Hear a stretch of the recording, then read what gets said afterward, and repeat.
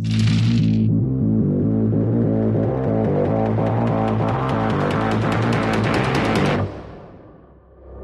to Critical Hit, a Major Spoilers podcast. Thank you so much for downloading and checking us out last time. Kevin. On Critical Hit.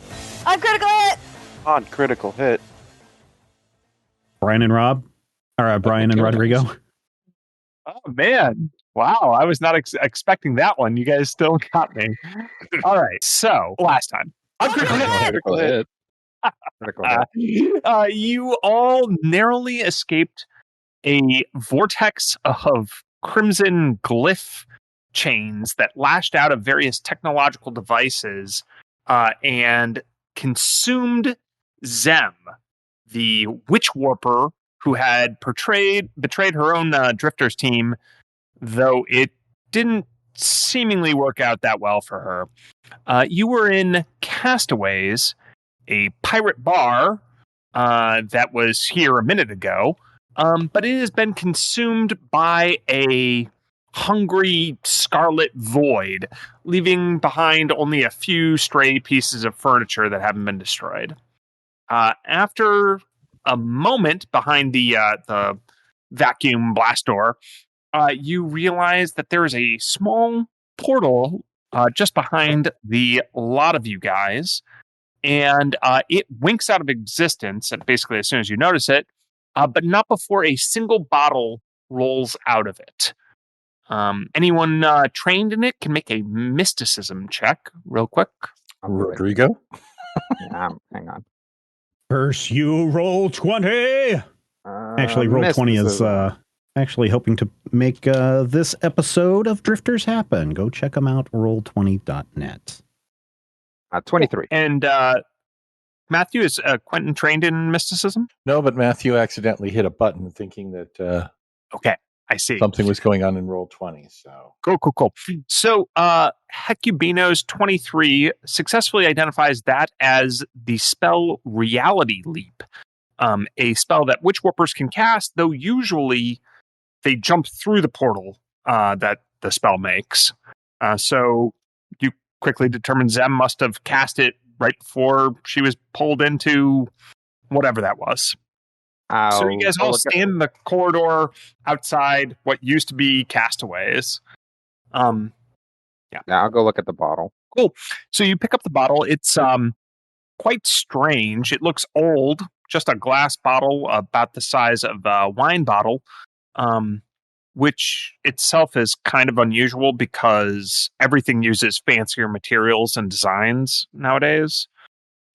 So the label is a simple adhesive just stuck on there with no cool LED displays or anything like that. But it is covered in some unusual symbols. They feature strong lines and angles, but basically no curves or circles. And the symbols look quite complex, yet also precisely drawn, likely by hand. Anyone who wants to can make a culture check to attempt to decipher them, though deciphering writing like this might take a little while, and you'll probably need to connect to the diaspora local infosphere to check your work in any case. Also, for what it's worth, while that is happening, you are still standing outside of like a decimated bar.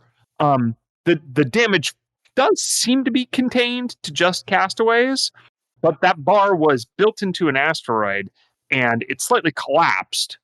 So you guys can see that there's still red light from possibly those chains. It's the same kind of light flickering through the rubble, causing it to smolder with smoke dissipating in every direction. Hey, we should move before someone blames us for this. Agreed. Yeah, but it wasn't our fault. Yeah, but that's funny how that works out. It really wasn't our fault that facility blew up the last time either. So actually, at that, Sala connects you over the local comms and asks, "Do you always leave a smoldering crater behind wherever you go?" generally speaking, yes. Occasionally, it's a crater filled with liquid. Well, let me know if you need a pickup. Yes, please. I'll be there as soon as I can.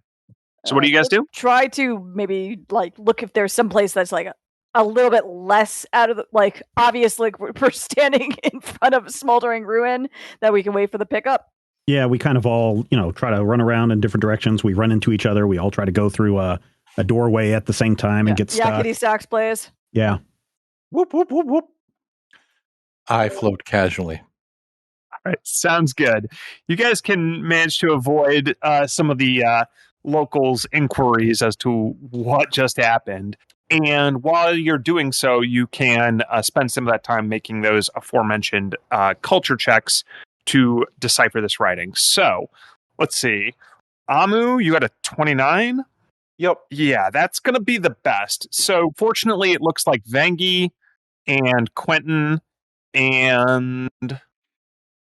Well, really just Vangi and Quentin do basically assist. So you guys can feel free to chime in with how you assist. But you have to look up what language this is and then go through glyph by glyph and try to, not just understand what these symbols mean, but how that's constructed into a logical sentence. So the good news for Amu is you are quickly certain that the language here is infernal.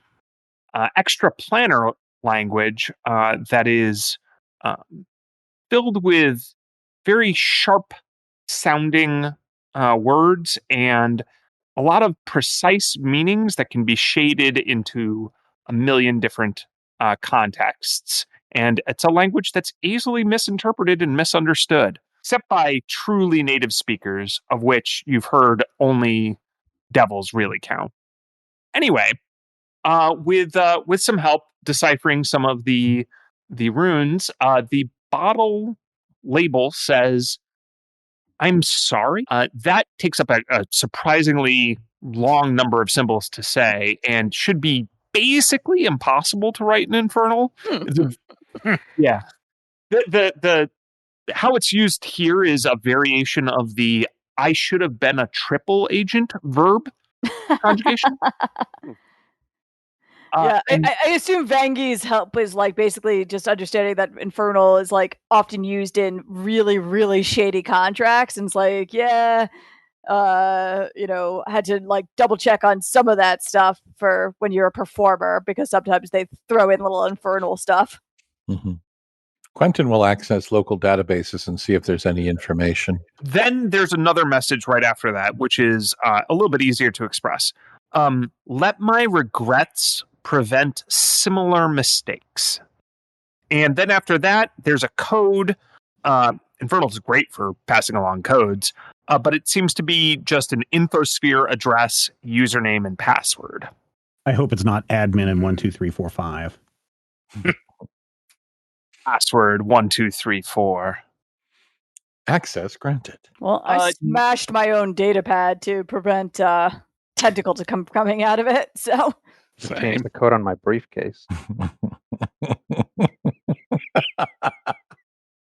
Does this look like it is a code to access whatever's in this bottle, or does it look like a code to access something else? Bottle, you are convinced the bottle is an actual physical cork. Okay. Oh, and by the way, the bottle has within it a highly viscous, red-black fluid. Ooh. So, and it's, reasonably full of that. does it look like blood? No. At least not Vesk blood. It doesn't not look like blood. Hecubino, rub it and make a wish. Are we able to identify it? By what mechanisms do you try to identify it? Mass spectroscopy. Yeah, you're currently hunkering down in an alley, waiting for your pirate friend to pick you up, and you're looking through not a completely opaque, but not, a colored glass bottle, trying to assess the liquid purely by viscosity. So you'd have some penalties unless you open it, for instance, but that's taking an action. Yeah, we don't want to do that just yet. I would say we can still compare it to known substances, check the actual viscosity via just tilting it back and forth. There's a little bit that we can do to figure some things out. See if there's any lumps in it. Make a physical sciences check. Yeah. And then, Bob, you had a question for me. What was it? Oh, the username and password. Does it look like it's something that we would know what it's for? Well, why don't you make a computer's check? I will make a computer's check. Because you'll also be assessing the infosphere address. Okay. Yep, 2025 for the computers. Yeah, so this is part of the dark infosphere. You can't even access it from the diaspora local because the diaspora local just like clones certain things. And there are certainly some dark sphere connections available in the diaspora, but not this specific one. So we're going to have to wait until we get back into the space lanes and get back on the infosphere, and then we can check this out a little bit more. That's right. And based off of the address, username, and password, you're guessing that this is like a highly encrypted one-time use type deal. You'll be able to log into it once, and then it will likely you've heard of these things before. They'll delete or run some program on first access. Yeah, 192.168.1.666. Yeah, pretty much.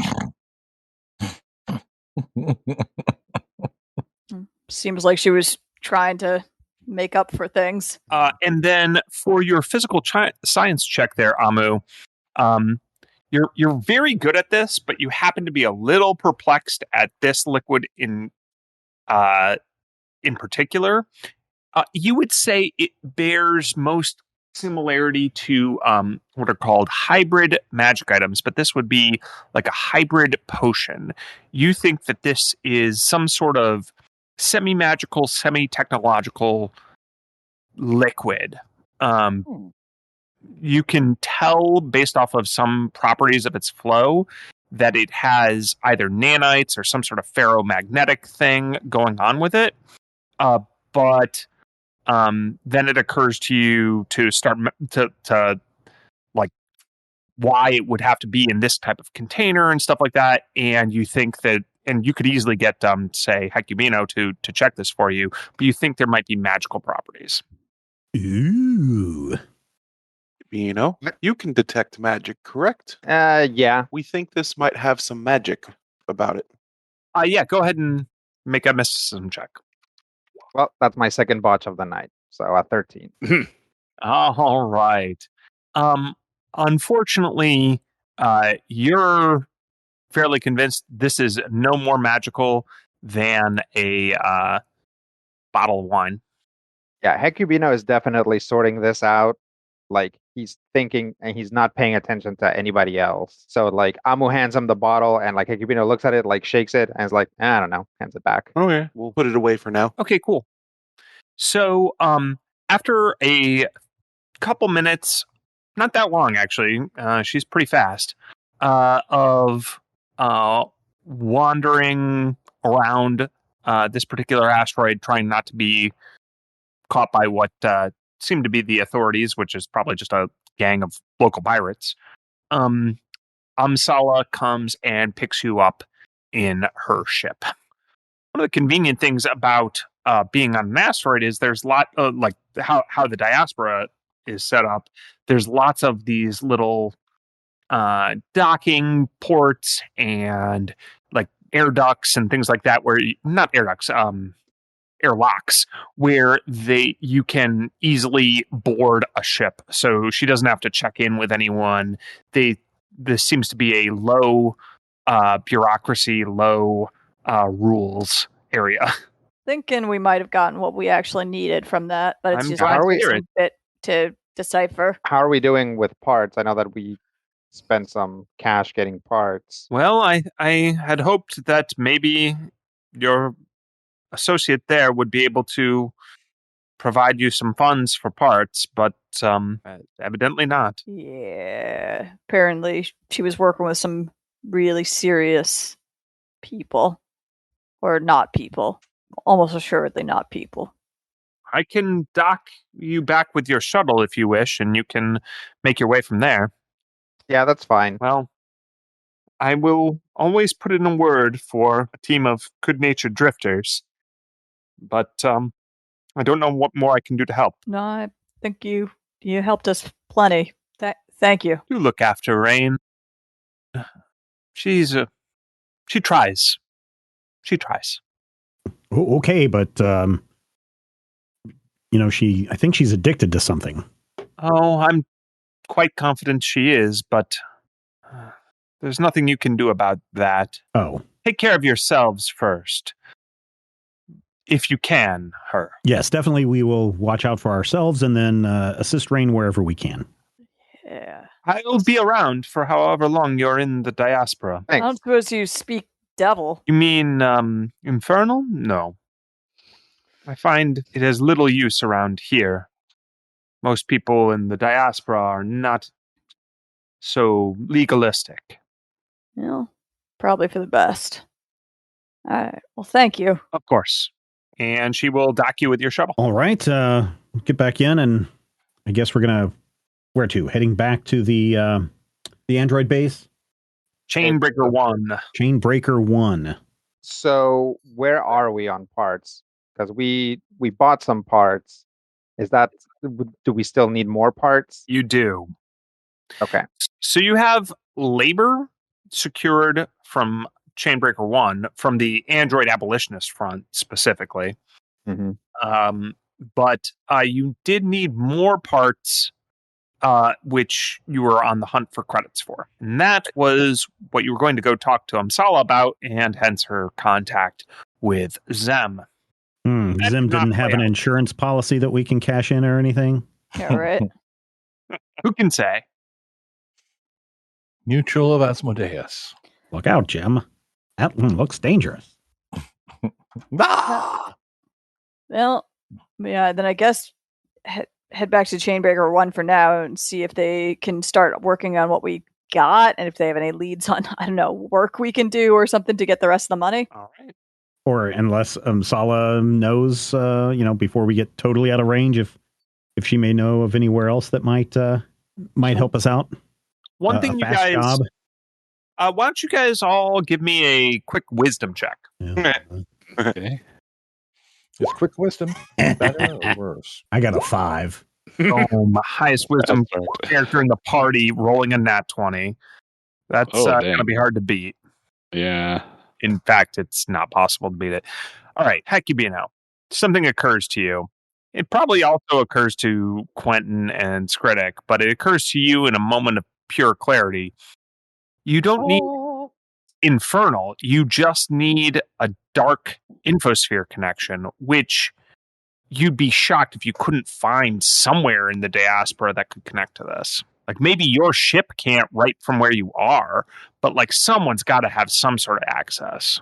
Yeah, I will kind of snap out of it. Just be like, we just need to find someone with a dark infosphere connection.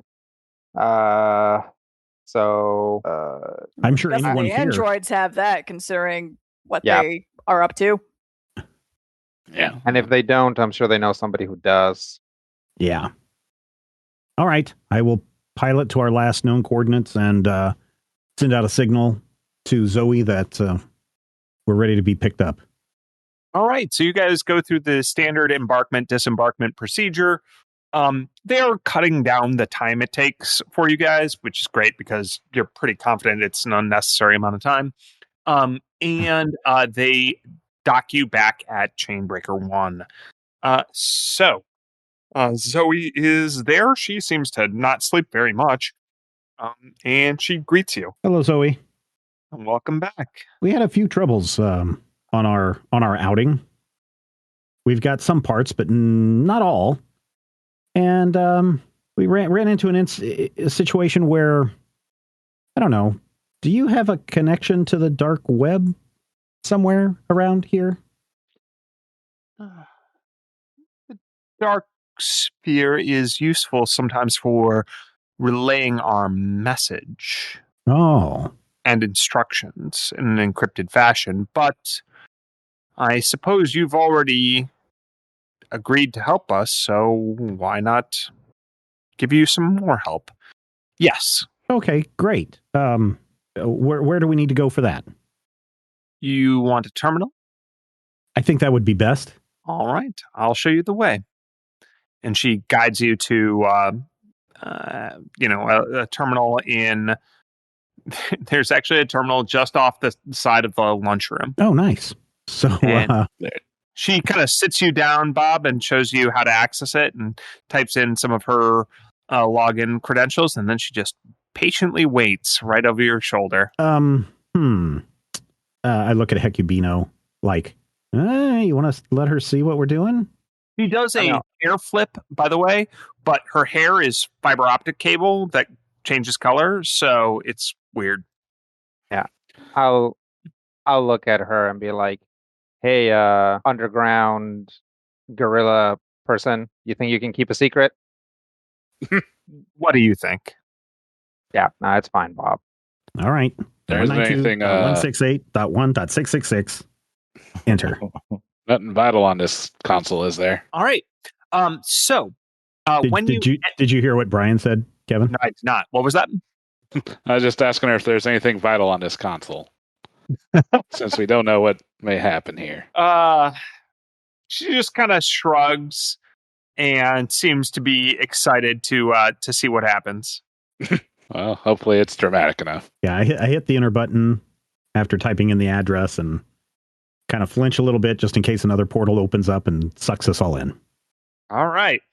So immediately when you go to that site, it triggers a bunch of override programs that were built basically to hack anyone who came here. But you do have the correct username and password.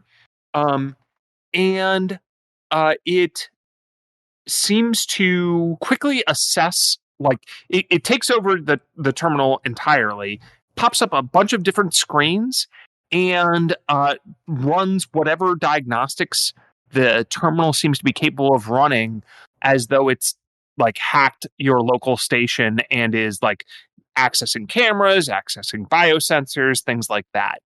From what you can tell when it pops up these little screens, it has granted you access to Zem's, albeit like modest, fortune, as this is her last will and testament, and it has also revealed the ingredients and what the bottle holds. It is a reality transfer potion, and according to all of the details within, it seems to be able to, when you drink it, basically shift. The mechanism is relatively complex because it's all witch warper magic. Shift a different version of reality into place in which you did not do the last thing you did. And it seems to be designed in particular towards agreements or contracts or technical violations or laws, anything like that. Wow, that is useful. Omega 13 in a bottle, got it. How much money is in her last will? And was there any like note or anything? Just money and ingredients for this? Just money in this. Huh. It might occur to, I don't even know who it would occur to. It's hard to say, but there's no ingredient. No one. We're all idiots. That's true. Well, if it occurs to you naturally, it occurs to you naturally. But in any case, there are no instructions other than her money and this thing, which you can also consider what the bottle says. And the amount of money is coincidentally about, if you make it stretch, if you use Amsala as a contact, if you go and hustle, you think it's enough to buy the parts to fix the ship. Ooh, nice. Can you tell me what the bottle said again? The bottle says, "I'm sorry. Let my regrets prevent similar mistakes." Well, that seems to solve your money problem, I suppose. Credits are good. Most definitely. Wow. Wow. I could contact Imsala and have the parts transferred over here. That seems wise.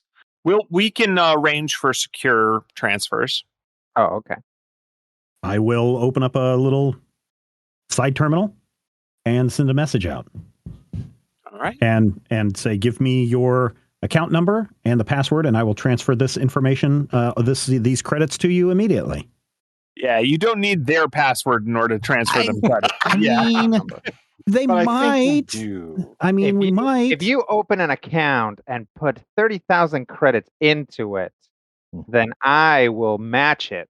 And then This sounds like a scam. Sounds like a 401k. I mean, got to do whatever we can. I'm an Eoxian prince.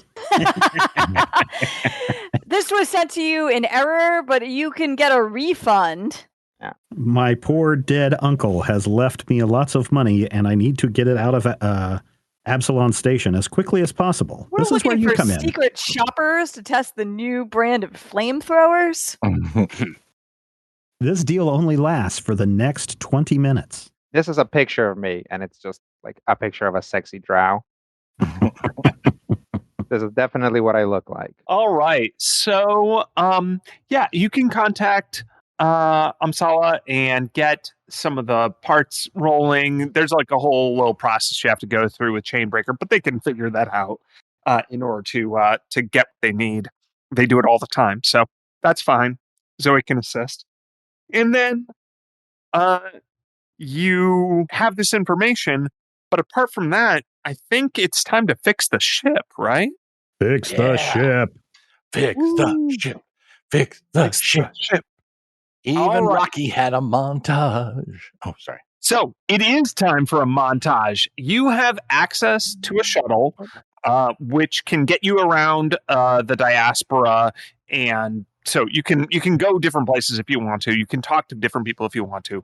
The Squeaky Clean is being repaired. You guys have parts. You guys have labor. You paid enough credits for everything that you need.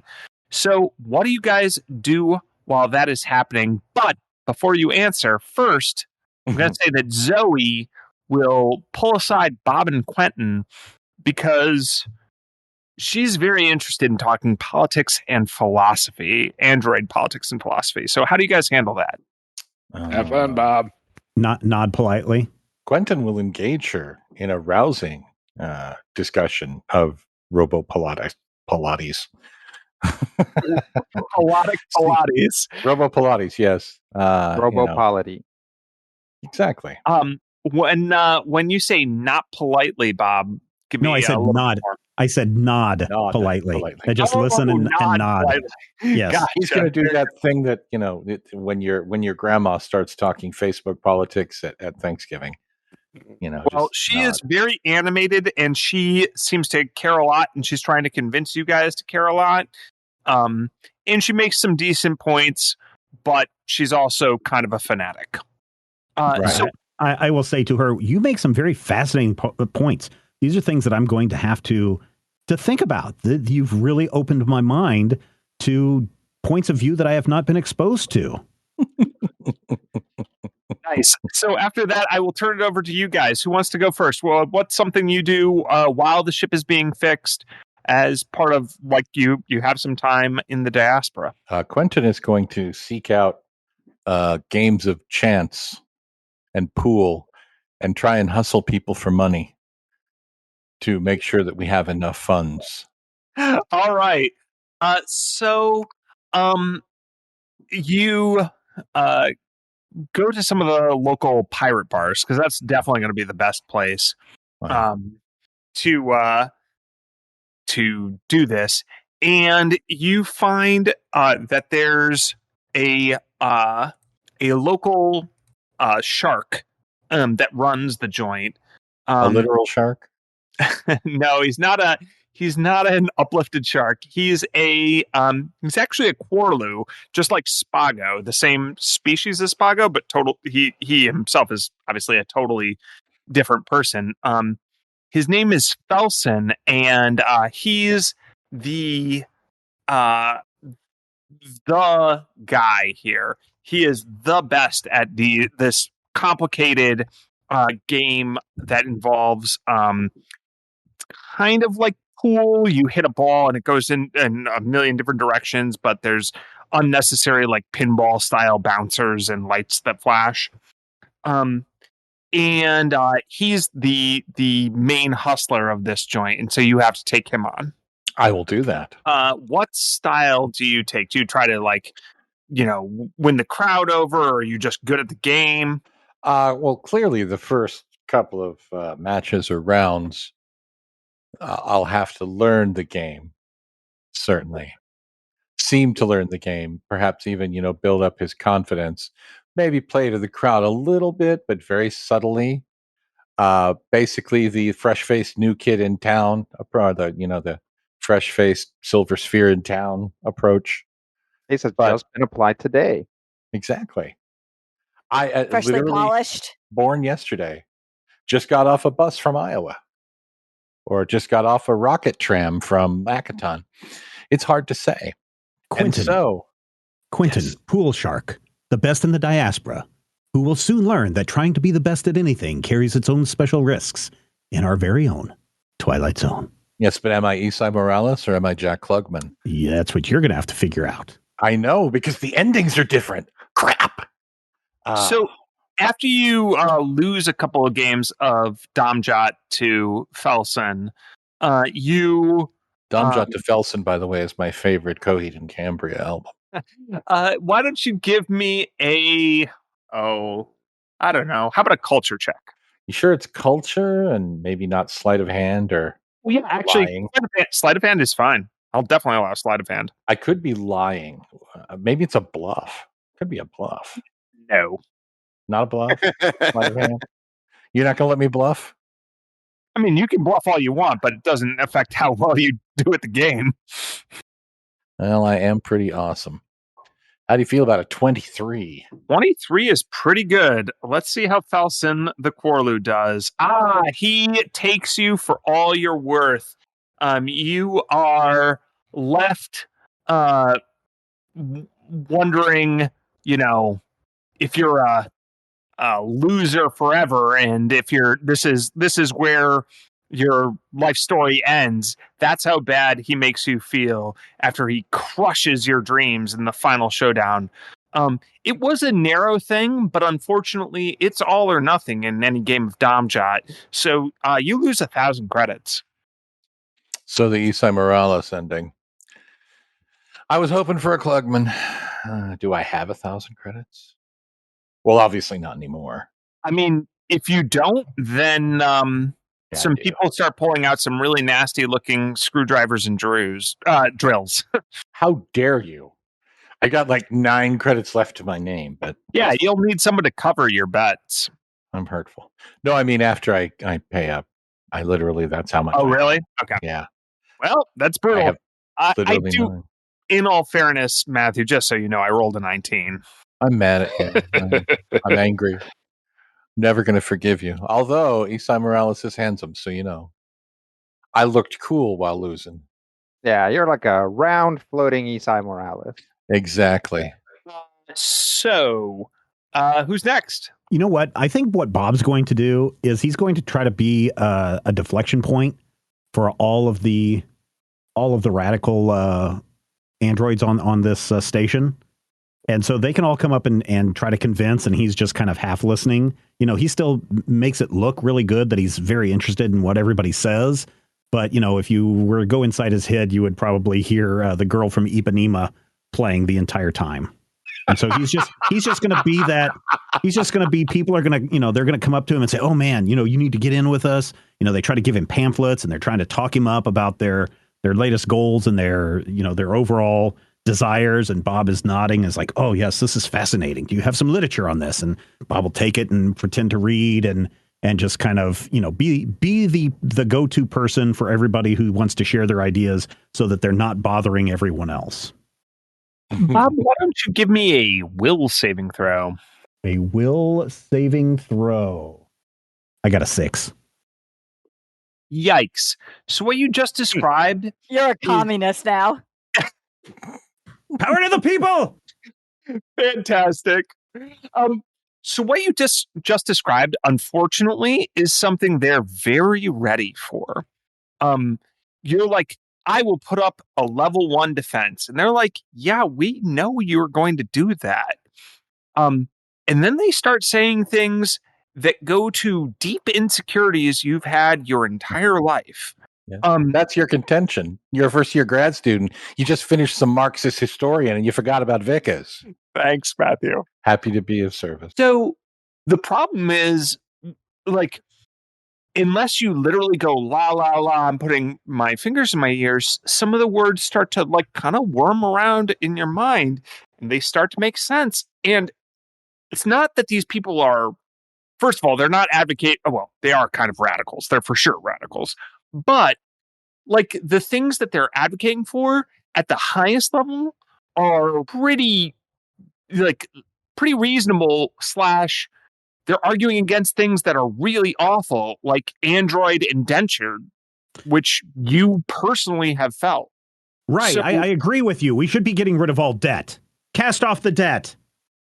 Well, and they make a good case that basically debt is a tool of the powerful, dynastic rich that never loses power. So, like, they're well adept to kind of radicalizing a regular Android because, regular Androids have it pretty rough. Off with their heads. Let's bring the system down.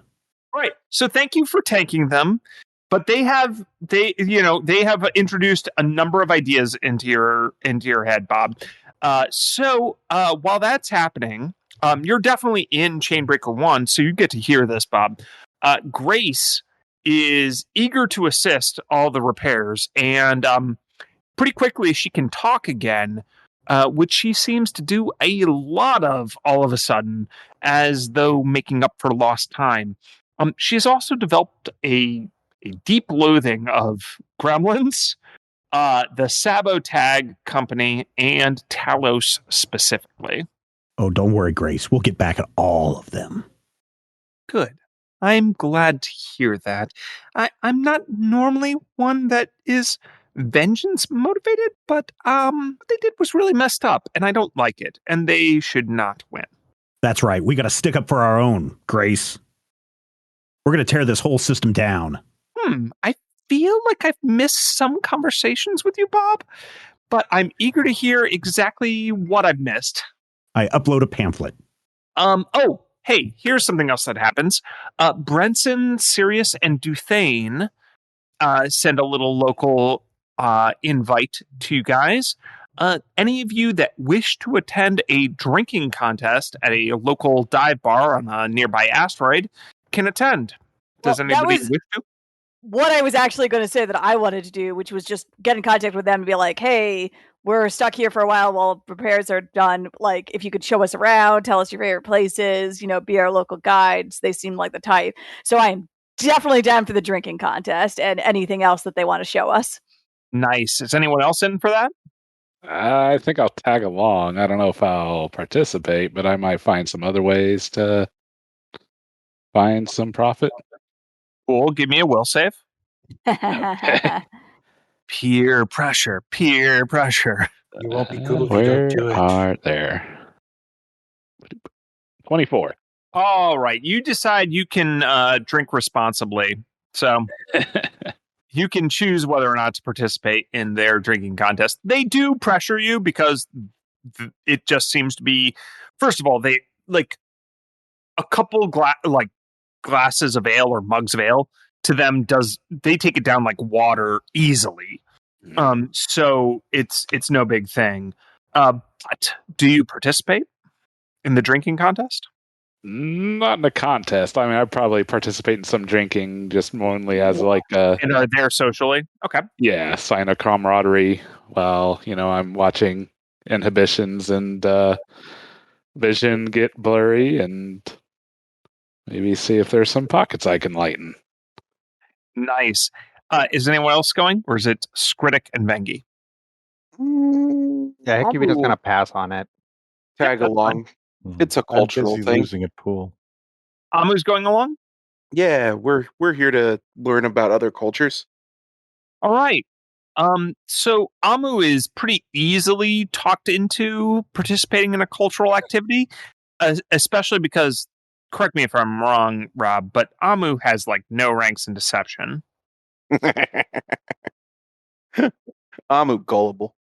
So the thing is, he doesn't have a face, but he expresses himself so clearly with all of his coral reef parts that like he's actually fairly easy to read, because you kind of need to make exaggerated movements in order to make it clear what you're feeling, and you're not used to turning that off. So Brenton, Sirius, and Duthane read you like a book, and they're like, you should be in this drinking contest with us.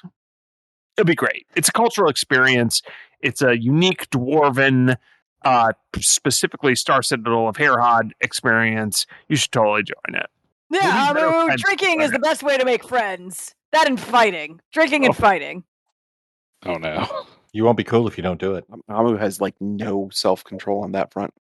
For each of you, Vangi, Amu, and then Skritic, you get a little bit of a different thing. You get to tell me how this turns out for you. How well do you do? What do you do? What bad or interesting or funny thing happens to you? And Skritic, you're not participating in the contest, but you are the other one there, like looking after everybody, seeing everything that goes down.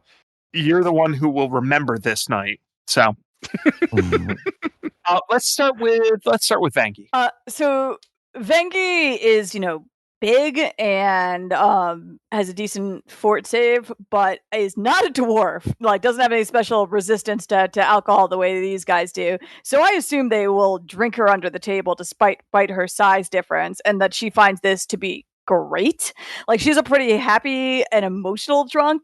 So I imagine at some point, like, she does not win the drinking contest by any means, but has a wonderful time and basically just gushes about how the fact that like she feels like they're family, and she's so happy that they met, and that this has been like such a great experience, and that she's so glad that they've watched the show, and like, sometime like they should, I don't know, come to Akaton, except for not come to Akaton because Akaton sucks, but like seriously come to Akaton and like I'll show you the ropes, and like, but just really anytime you need anything, we're family now. I love you. I'm so happy that you got to see your grandkids. You guys are the best. Fantastic. All right. That's awesome. They respond quite favorably to that, as though it's not the first time they've had kind of interaction. They also like that you remember their grandkids.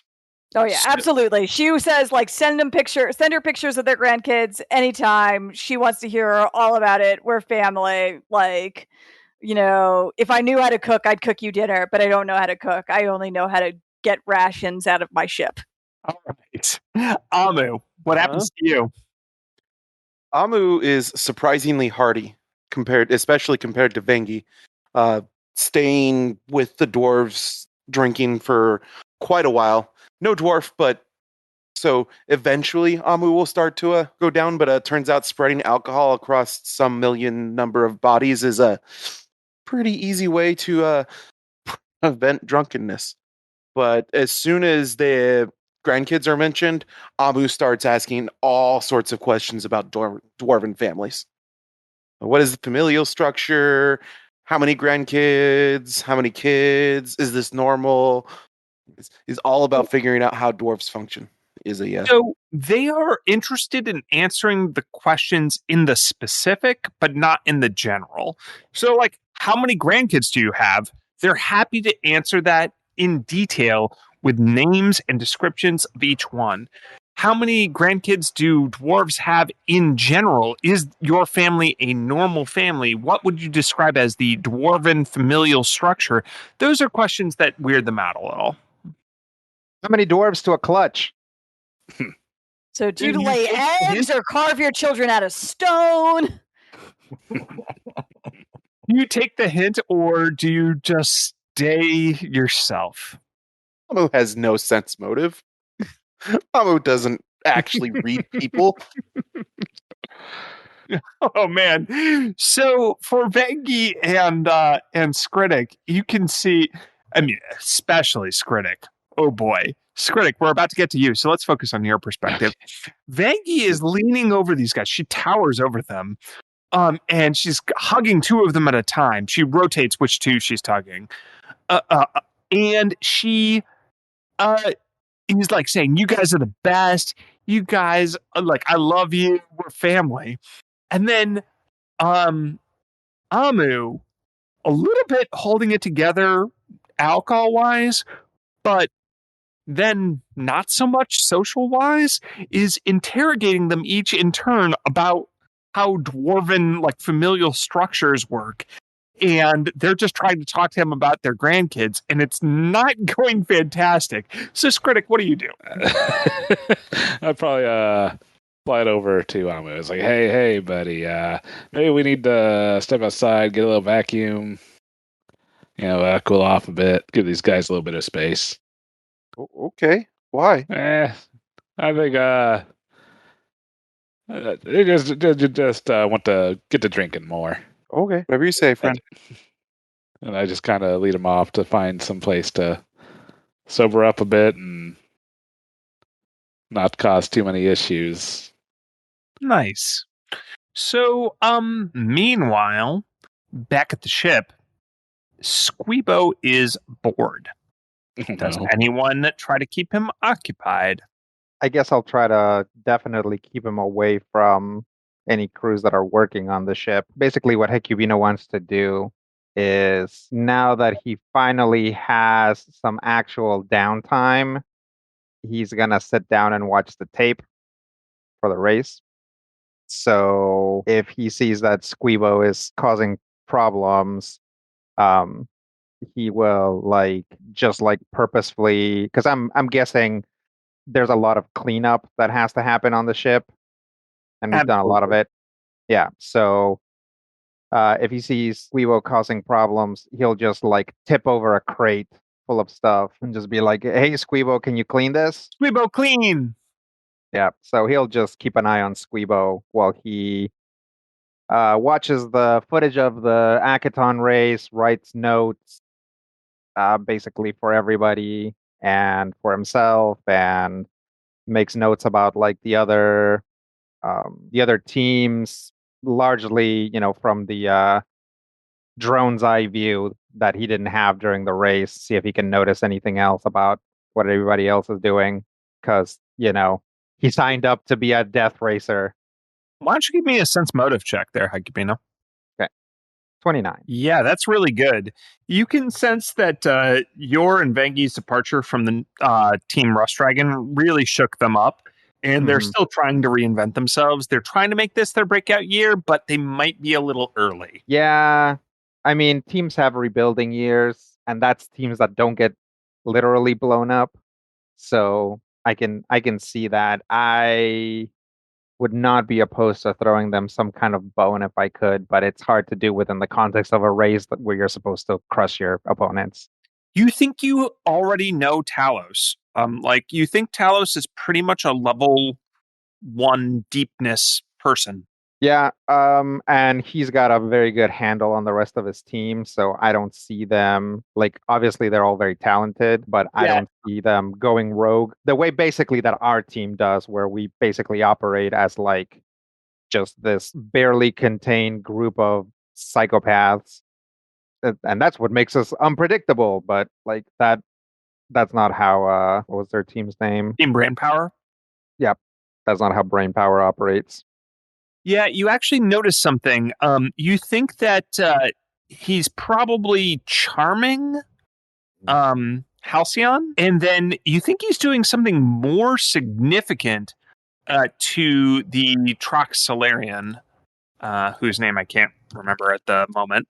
Yeah, well, I know that he's like psychically keeping him from molting, so Yeah, so he's got him well under his mental thumb.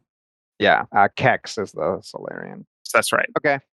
Yeah, no, I that is not surprising. Basically, as long as he's known him, Talos is not shy about like throwing mind control around, so it's really not surprising that he's doing that to his team, and I don't think is in any way illegal as far as the race rules. So not much. I don't think there's much that it's not like he can bring like some sort of like paperwork consequence for him doing that. Some rules complaint. Yeah, I don't think it's against the rules to mind control your team, and let's hope not. Why do you say that, Rodrigo? Yeah, right. I'm just saying, when it comes down to action economy, one of these days I might have to like mind control someone for like 5 squares. Fantastic. All right. So with that, you do manage to try to distract Squeebo, and you notice that he is actually just an excellent industrial cleaner.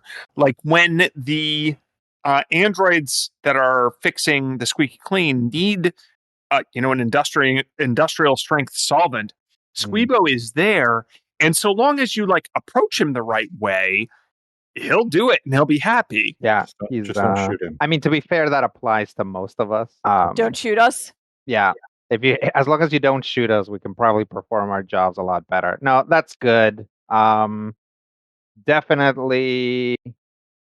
I'm gonna guess that we're even throughout all this, we're not running low on space suds. No, you're not.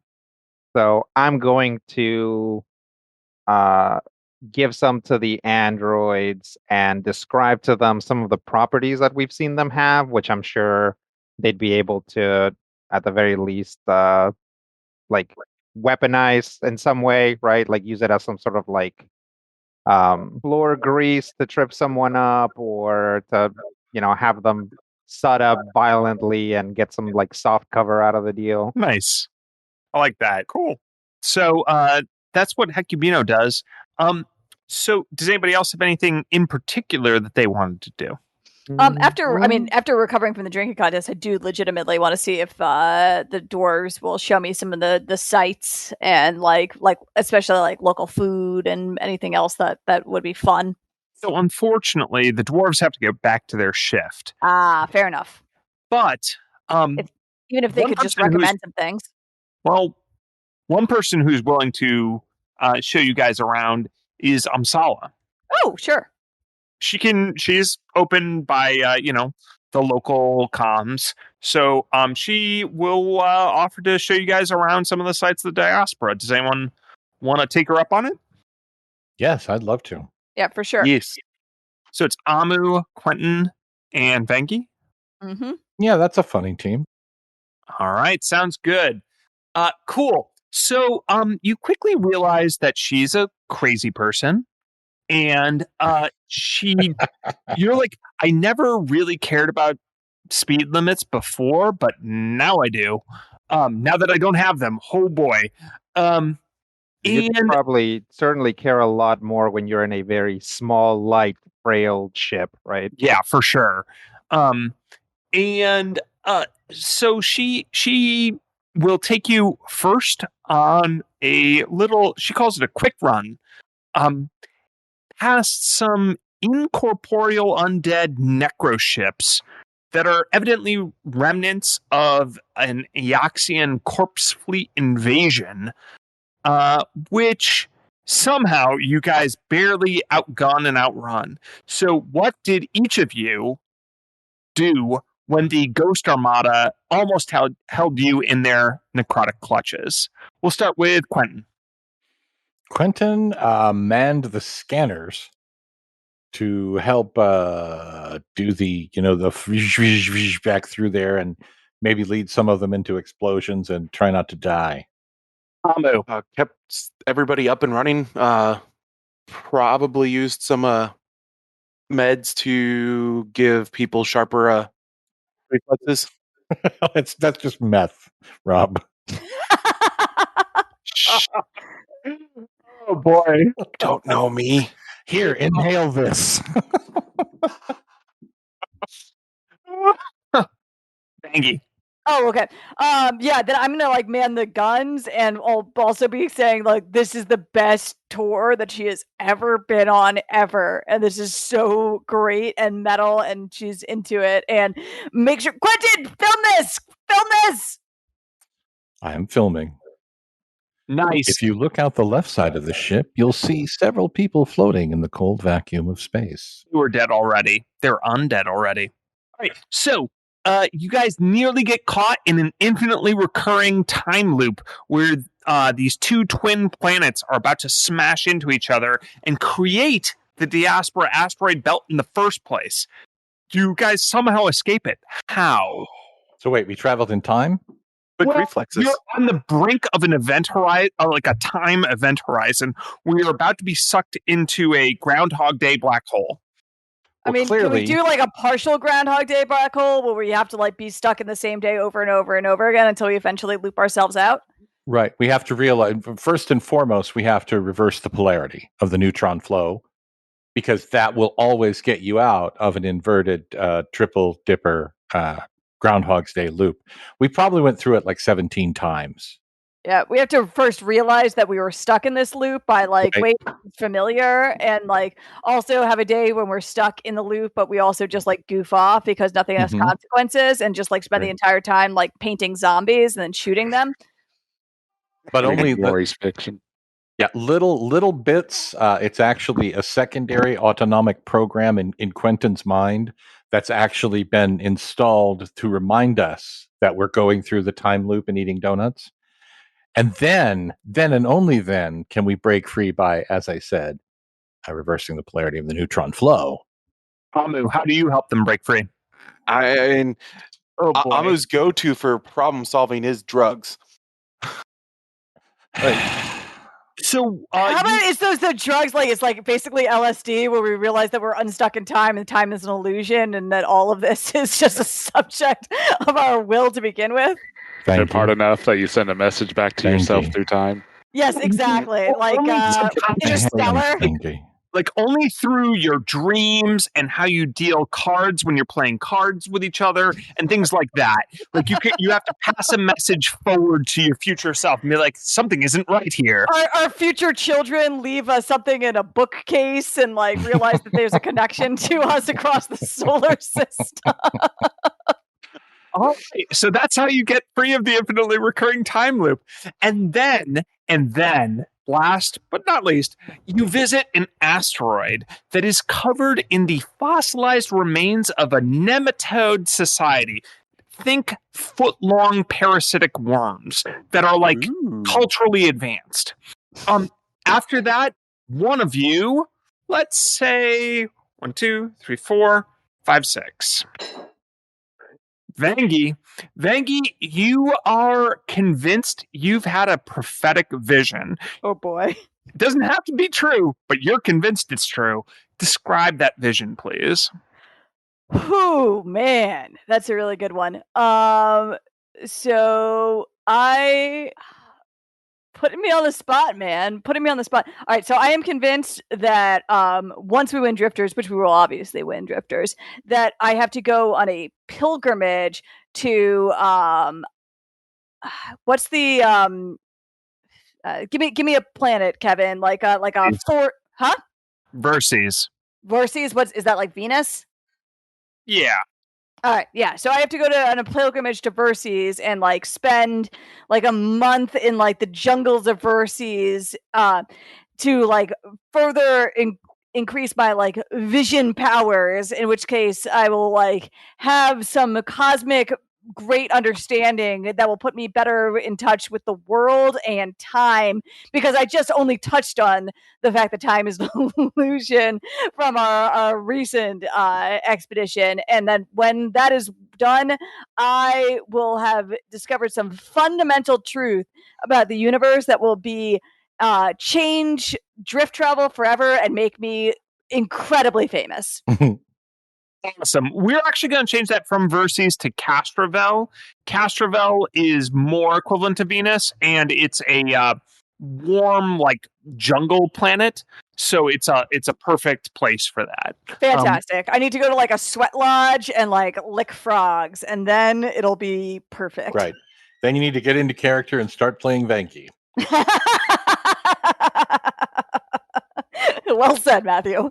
That's what we're here for. All right. So after that, she's like, "Hey, yeah, it was quite pleasant taking you around the diaspora. This is what life is like here. You should consider moving here after your career." Yes, I should. This has been the best few days of my life. So Amu, Yes. back at the ship, when you're let off at some point, Herman Hyde. He does not seem to like all the activity and all the strangers and all the repairs, and he just seems to want to be left alone and conceal himself beside the construction crates and all that stuff. What do you do, if anything, with Herman? We think the best thing is to let him be. The extra activity is clearly causing him distress, and we don't want to distress the crate fiend. That seems like a recipe for disaster. So we will make sure people are aware he is there and let him do his thing. All right. Why don't you give me, let's say a life science check. Okay. 28? Yeah, 28 is excellent. You know how crate fiends respond. You need to kind of be sure that they have a safe place to go, that Herman doesn't feel like cornered, because if Herman feels cornered, that's when he's going to start to get violent. So long as he has like little safe retreats that no one bothers him at, he'll be fine. So we'll set up little people free zones, crab safety zones. We'll come up with a better name for them. We won't. How about unshellfish areas? Boo. What? A hermitage? Oh. Does anybody else have anything else that they want to do during the montage? Train gremlins. Yeah, so what are you training them for? Riding a missile. Yeah, you can turn them into the dancing Warner Brothers frog. Like I actually would want to spend some time figuring out a good way to weaponize them. Like basically figuring out how we can like load them onto a launcher and shoot them at other vehicles. Give me a mysticism check. And then anyone who's working on this can also give me a sense motive check. Sense motive check? Yeah. Nice mysticism. Sure. 30. There. Yeah, the old 3-0 is pretty good. Amu's sense motive is a 14. Skritic helps out with a pretty excellent sense motive. Okay, so Hecubino, from a mystical standpoint, these things are fey, and therefore they kind of obey weird rules. Like they obey the rules of chaos. Meaning, like which you can kind of decipher for these particular gremlins, that they're like bound to destroy things. So the good news about that is that makes them easy to weaponize against somebody else. But the hard part is them not like destroying everything in the meantime. Like keeping them captive is actually a pain in the butt. Right. Skritic, you're good at figuring this out. You realize that these are, kind of frankly simple-minded creatures. They're almost forces of nature in the way that they work, as opposed to fully formed individuals. So it's, and they're like basic forces at that. They're not super complex. So they're relatively easy to manipulate, so long as you keep giving them whatever it is that they want, which seems to be to destroy things. Yeah, so I basically point that out to the guys, and I'll ask the androids if they have anything mechanical that they need disposed of, like old motherboards that they can't use because because they're too new or because they're fragged or for whatever reason, and try to like basically work up a stash and like a feeding schedule where we Nice. just like keep them in some sort of tube or whatever where we can just like slide something in and they'll like rip it up and give them a few hours and then slide something else in. A business idea occurs to Hecubino during this process of getting gremlins to like break down electronic components into their constituent parts as part of the recycling process. Well, definitely I'll talk to them about like if they have any drives that have sensible or sensitive information that they want destroyed. This is probably the best way to do that. Like wiping the drives could leave information, just breaking it apart could, people could still piece it together. But if you hand it to a gremlin, it's probably going to get pretty well disintegrated. Yep. Excellent. So yeah, you guys can. The trick to weaponizing them is really keeping them happy long enough such that you can maximize their very limited patience to be able to send them off to do something for you. Yeah, I'll also try to figure out break stuff, to be clear. Yeah, definitely try to figure out if there's like a sugar or tryptophan equivalent to the stuff that they like to eat and or break, so that if we need to keep them under control for longer, we can just like, I don't know, give them like a full drive, like hard drive full of Cheetos. Yeah, and the thing is, they seem to work on about 12-hour cycles. So after 12 hours of binging, they pass out. Okay. So I'll put Amu in charge of it, but I'll work up like a rotation schedule for people to take care of the gremlins. And it'll be something where probably pretty much Amu and me are going to be doing it.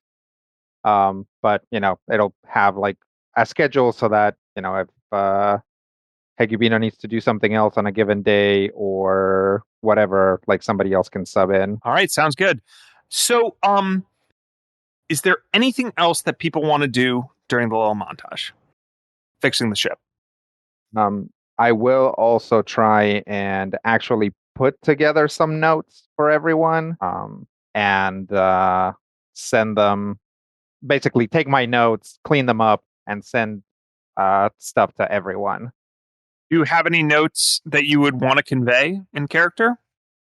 Sure. Obviously, Hecubino is very positive about it. So he's not like, nice job, dunces, or anything like that. Unless it's like very clear that he's kidding. But main things is let everybody do the job that they're good at. That's, it's like Bangy knows, like Hecubino, like they're not gonna probably not gonna get in a fight over this. But during that race, like Bangy like jumped in and took the wheel, and it's just kind of let Bob do his thing. He'll get us there, kind of stuff. I'll also say, Bob, you can't be afraid of putting that exocortex to use. That's according to these guys, that's one of the things that makes you special. So definitely think about that. And I will add that for Quentin, since basically through the race and since then, he's like really acted much more like a teammate than like, an attaché from the company. I'll probably give him like more stuff to do and tell him that he's, basically allowed to improvise during a race as much as he needs to. And those are kind of the main ones, along with like some minor, like, we need to like coordinate when we know that, there's like weapon hologram runny over thingies in play. Figure out quickly what we want to do and work out a strategy and stuff like that. But those are the main ones, which is also kind of a slight thing of me to be like, everybody use your class features. Don't forget your class features. Play optimally, y'all. Yeah. But I'm so bad at that. We know. Well, that's okay. I don't know how Kevin specifically would want to handle that. But you can certainly always ask him. Like, I don't know what all you've gotten or picked or whatever, because everybody gets options as they level up. So I'm just like, it's just a like in character and also out of character reminder. Don't forget to use your class features. Like, I forgot one of my class features during the great gremlin escapade.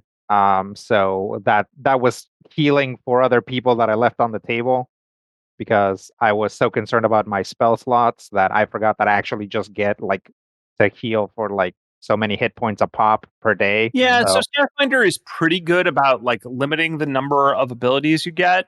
Yeah. But it's still got a lot, so it's still hard to keep track of. So Sure. I'm happy to go over that with anybody, either between games or during game. If I can remember something, I'll certainly try to remind you. As DM, as a lot of people know, it's a little hard to keep track of, 6 people's character sheets plus whatever else is going on. Yeah, But, and definitely I would say Envoy, whatever the tech one is, and the sneaky one, operative. Yeah, Operative those and biohacker. Yeah, operative. Yeah, so those 3 are definitely like very like skill heavy classes and have class features that care about that sort of thing a lot. So it's worth it to, like, now that we've run a race, it's worth it to think about like, what were the skills that we were using? Do we have something that buffs or cares about those skills? Not that it matters, because any given race is probably going to be its own kind of Right. Hell. group of like weird tasks. But yeah. So after that, somewhat instructive, somewhat constructive, somewhat upbeat Hecubino team meeting, does anyone else have anything that they want to do? Mainly Bob is just working with Grace to ensure that the repairs are going smoothly and doing all of the checks that need to be done and passing on that information.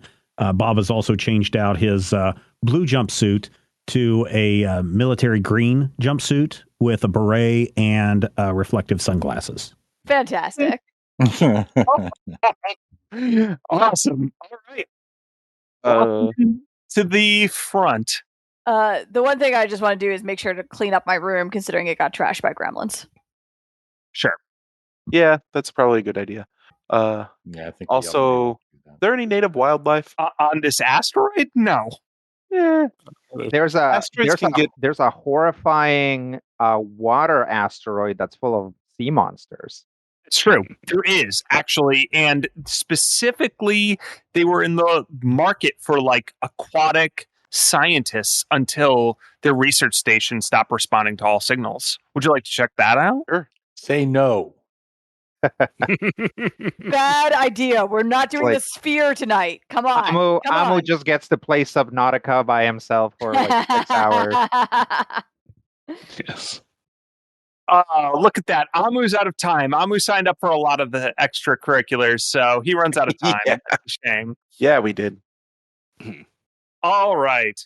So finally, the ship appears ready to go. Through montage magic, you are all assembled in the docking bay where the squeaky clean was being fixed. Zoe approaches the lot of you. So we've almost got everything all set. The only thing we haven't fixed yet is the long-range comms array. They're a bit fiddly and time-consuming, but I thought you may want to just head out immediately. Besides, Bob can probably fix that by himself, given some time now that he has the parts. Yeah, definitely. And you don't need that to run a race, right? You might need it to know where the race is. Well, we already have the coordinates of where we're meeting Rain, so should be okay. Is that something that we need to be outside of the ship to do? No. Okay. Yeah, that sounds fine. Thank you very much for your help. Can you tell us or remind us what the nature of our agreement was with them? We're supposed to like hack into somebody's PC? Hack into the main man's computer. To Eon Souljet, right? Yeah. Eon Souljet. Wait, we're hacking a space bounty Lobo? hunter? Yeah, exactly. No, someone seemingly very different. The CEO and arch director of Abadar Credit Systems, called Credit Sys. And also just a very famous person who hosts his own infosphere show, The Axiom of Abundance. I hate him already. Right. Oh, yeah. He's like Prosperity gospel dude. Yep. Your words, not mine. Which is probably also something he says very frequently. So, you guys have the squeaky clean totally fixed. You have the coordinates that Rain had previously given you. You don't have long range comms.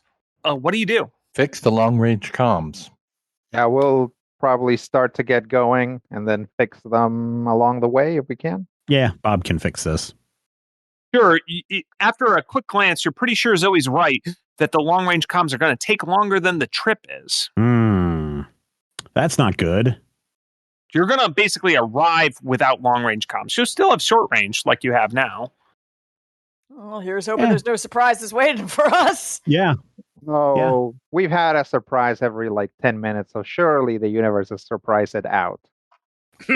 That sounds about right. But yes, Bob can enlist Quentin and Skritic and work as fast as we can while also autopiloting the ship to get to Rain's location. All right. Excellent. So you arrive at the coordinates Rain transmitted at the edge of the Pack World's solar system.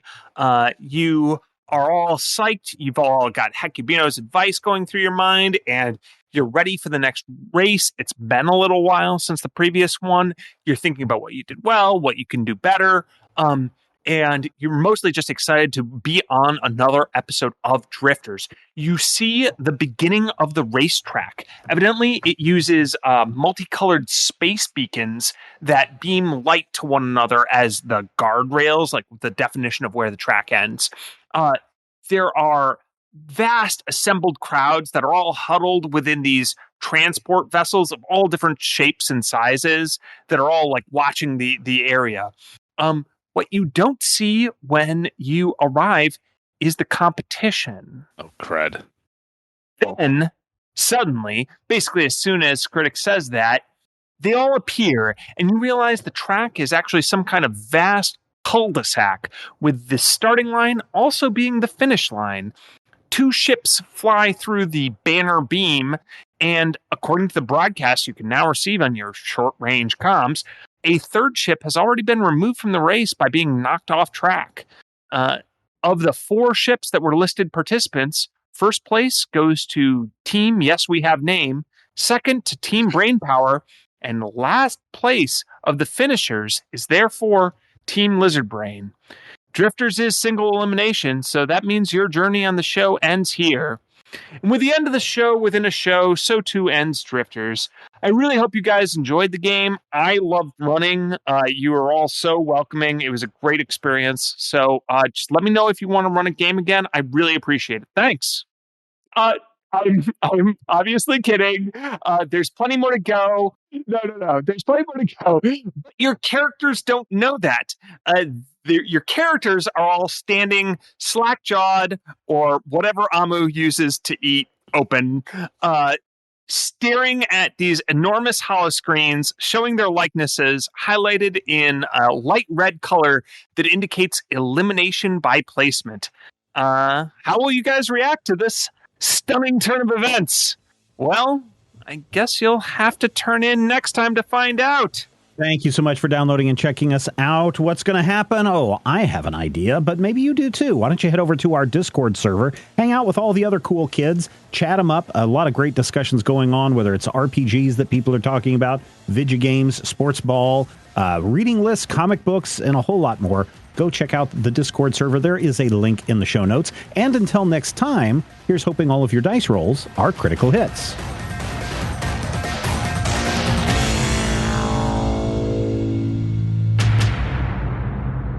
This podcast is copyright 2021 by Major Spoilers Entertainment, LLC.